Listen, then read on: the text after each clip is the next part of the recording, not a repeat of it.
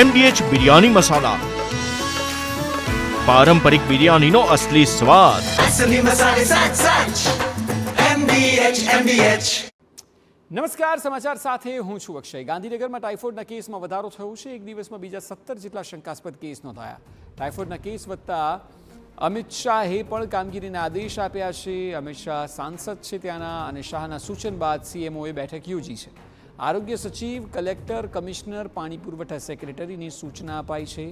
લીકેજને તાત્કાલિક ધોરણે સમારકામ કરવા માટે સૂચના અપાઈ છે.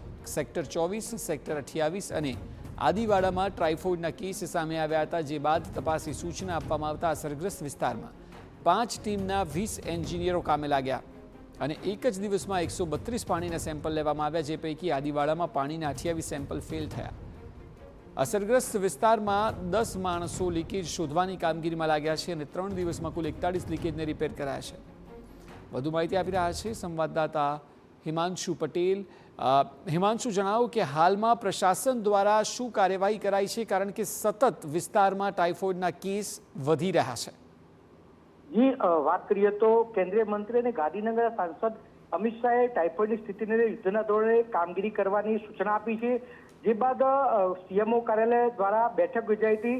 મુખ્યમંત્રીના અગ્ર સચિવ સંજીવ કુમારે તાત્કાલિક બેઠક બોલાવી હતી.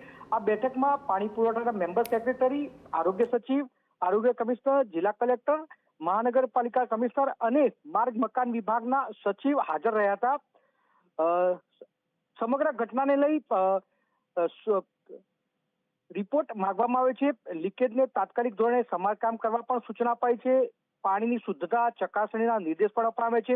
સાથે દર્દીઓના તમામ યોગ્ય સારવાર મળી રહે તે અંગે તજજ્ઞ ડોક્ટરો સાથે તેમને તમામ જે પણ સવલતો મળે એ અંગે સુનિશ્ચિત કરવા પણ નિર્દેશ આપવામાં આવે છે. સૌથી મહત્વની બાબત વાત કરીએ તો ટાઇફોઇડના અસરગ્રસ્ત વિસ્તારમાં પાણી પુરવઠા વિભાગ દ્વારા યુદ્ધના ધોરણે કામગીરી હાથ ધરવામાં આવી છે. જેમાં 5 ટીમોના 20 જેટલા એન્જિનિયર અને લેબ ટેકનિશિયન કામે લાગ્યા છે. ગઈકાલ સુધીમાં પાણીના કેમિકલ એનાલિસિસના 132 જેટલા સેમ્પલો લેવામાં આવે છે. જેમાં સૌથી મહત્વની બાબત કે ટેકનિકલ વિષયોમાં પાણીમાં કેટલું pH, ટર્બિડિટી, આયર્ન, મેગ્નેશિયમ જે રિપોર્ટ તલબ કરવામાં આવશે, જેનો રિપોર્ટ હજુ પણ આવવાનો બાકી છે. આદિવાડામાં પાણીના 28 સેમ્પલ ફેલ આવ્યા છે, જેમાં ક્લોરીનની માત્રા મળી નથી આવી. જે બાદ 14 થી 29 સેક્ટરમાં પાણીના સપ્લાયની એજન્સીને સેક્ટર દીઠ 10 જેટલા માણસો મૂકી તાત્કાલિક ધોરણે લીકેજ શોધવા અને રિપેર કરવાનો પણ આદેશ આપવામાં આવે છે. આ સાથે 132 જેટલા સેમ્પલો બેક્ટેરિયાના લેવામાં આવે છે, જેનો પણ રિપોર્ટ હજી બાકી છે. છેલ્લા 3 દિવસમાં અત્યાર સુધી 41 જેટલા લીકેજ મળ્યા છે, જેને તાત્કાલિક ધોરણે રિપેર કરવા પણ આવ્યા છે.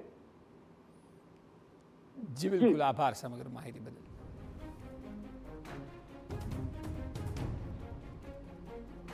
MDH કિચન કિંગ મસાલા રસોડામાં હોય તો આપણે કંઈ પણ બનાવી શકીએ છીએ. રીંગણાનો ઓળો, બટેટા ફુલાવર, ભીંડી મસાલા અને બીજું ઘણું બધું.